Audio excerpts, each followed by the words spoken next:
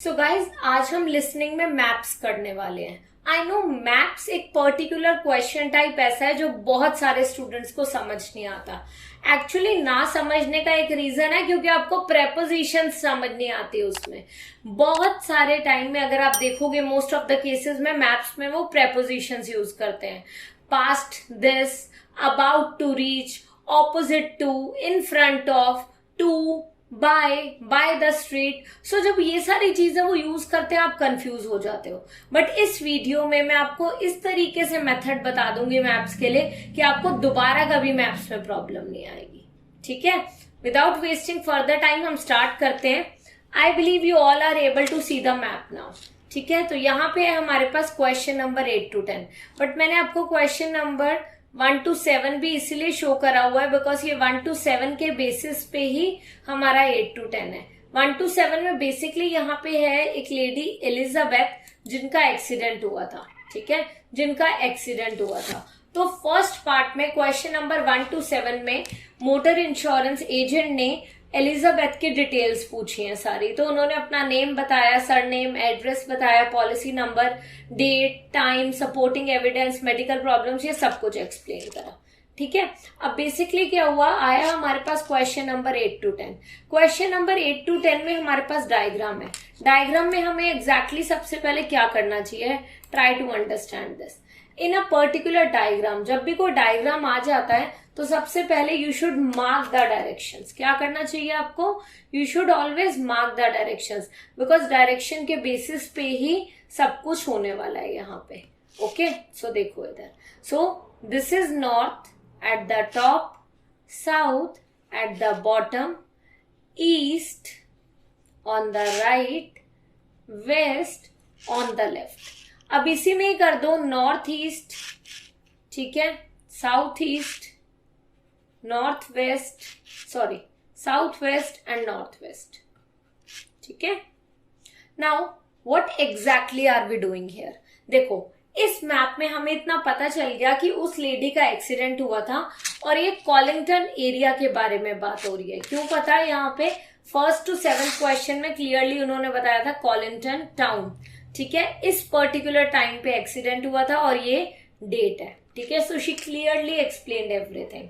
Now हमने यहाँ पे फोकस करना है कि उन्होंने कौन कौन सी चीजें बताई हुई है। यू नो मैप्स में बेसिकली लिसनिंग में हर एक क्वेश्चन का आंसर सीक्वेंस में आता है।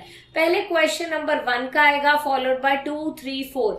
इन अ सिमिलर मैनर पहले ट्रैफिक लाइट्स बताएंगे वो कहाँ पे है, उसके बाद बताएंगे कि पेट्रोल स्टेशन कहाँ आना है एंड ब्लू वैन कहाँ आनी है।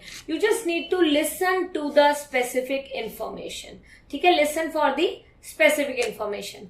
नाउ क्लियरली समझ आ रहा है कि न्यू टाउन से जा रही है वो। ठीक है, यहाँ पे एक बेंड सा आ गया, रोड हमें टर्न कर रहा है एंड ये ए क्या है, कोई ब्रिज हो सकता है, कोई क्रॉसिंग हो सकती है, कुछ भी हो सकता है। उसके बाद यहाँ पे उन्होंने क्लियरली आधे किलोमीटर का डिस्टेंस दिया। अगर ये डिस्टेंस दिया है दैट मीन्स कि वो 500 मीटर के बारे में कहीं ना कहीं बात तो पक्का करने वाले ही हैं, तो हमें ये ध्यान रखना है।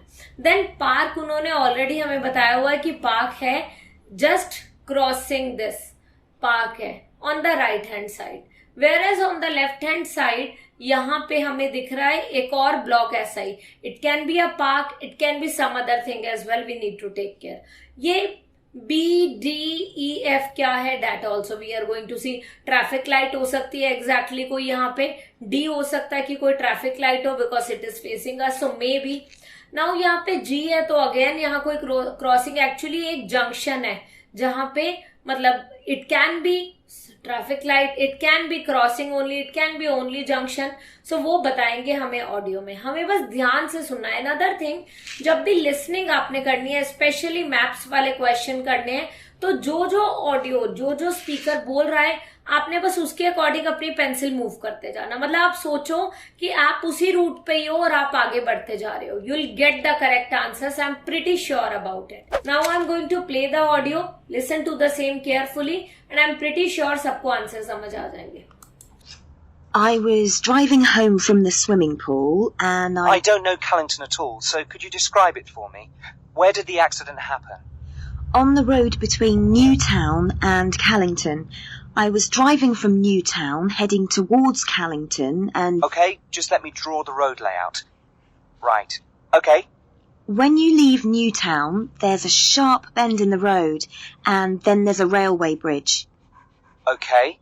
And then about half a kilometre further on, there's a crossroads with traffic lights, and I was just in between the two when it happened. I wasn't going very fast. In fact, I definitely So you'd already gone over the bridge? Yes, and I'd passed the park, that's on the right-hand side, and I was just approaching the petrol station. Where's that then? It's a bit further along, on the opposite side. So on your near side then? Yes. As I was approaching it, I saw a blue van coming towards me. The driver had stopped in the middle of the road. Was he indicating? Yes, he was waiting to turn into the petrol station, but then at the last minute he decided to turn right in front of me.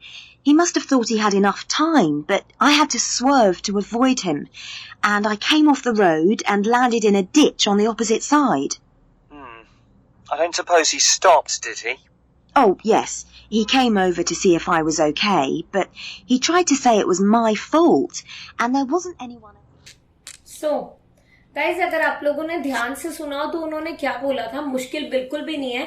She clearly mention कि मैं new town से, ठीक है, I was back from the swimming pool and मैं new town से कॉलिंटन जा रही थी. तो उसने बोला आई डोंट नो कॉलिंटन, प्लीज डिस्क्राइब अ लिटिल. तो ठीक है, वो बोला. देन शी वॉज सेइंग कि मैं न्यू टाउन से जा रही थी and then there was a sharp bend, ठीक है, and just near to that bend क्या था, railway bridge. Then half a kilometer further there was a junction, ठीक है, there was a junction and वहीं पे क्या है, traffic lights. So that means G क्या है, G is clearly traffic lights. Half a kilometer there is a junction and there is a traffic light. I was actually in middle of these two. मैं इन दोनों के बीच में थी. That means या तो ये हो सकती है वो या फिर E, इधर B और E. पर उसके बाद उन्होंने क्या बोला, she mentioned just crossing the, I just passed the park. So park कहाँ है, यहीं पे ही है, on the right hand side, just past the park. Where is the park, she mentioned. And then there was, I was going to petrol pump. So petrol pump कहाँ है, on the opposite side she mentioned. And then the, ठीक है, mail speaker mention कि वो is it near to you, on your near end. So she said yes. So that means ये C is the petrol pump. हमें हमारा second answer मिल गया.